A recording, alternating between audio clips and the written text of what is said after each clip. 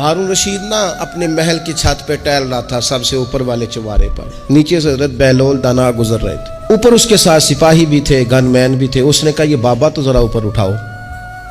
उन्होंने एक डोली, एक टोकरी समझ लें, उसको रस्सियां बांध के नीचे फेंका।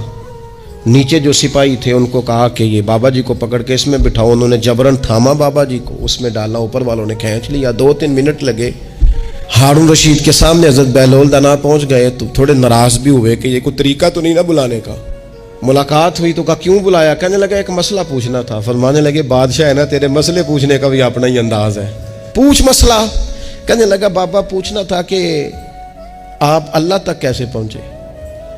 हजरत बहलोल दाना चुप कर गए। 2-4 मिनट के बाद कहने लगे जिस तरह अभी जमीन से तेरे तक नहीं पहुंचा, बिल्कुल इसी तरह पहुंच गया और रब करीम की बारगाह तक।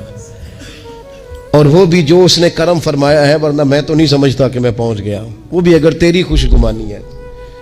तो हारून रशीद कहने लगा मुझे समझ नहीं आई। फरमाने लगे तो बादशाह जो है, इतनी जल्दी कैसे समझ में आएगी तुझे बात? फरमाने लगे अगर मैं तुझसे मिलना चाहता ना तो मैं एक दरख्वास्त लिखता, फिर किसी वजीर से सिफारशी साइन कराता, फिर वो जमा कराता, फिर मुझे टाइम मिलता कि फलां दिन फलां तारीख फलां टाइम आ जाना, फिर आके मैं लाइन में लगता।